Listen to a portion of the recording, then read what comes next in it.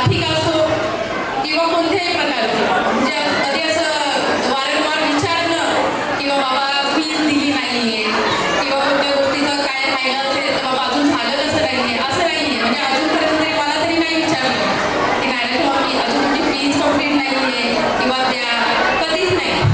जेव्हा आपल्या मनाला वाटेल आपल्याकडे असेल तेव्हा आपण सेंड करावं, तरी त्या कधीही बोलल्या नाही बाबा अजूनपर्यंत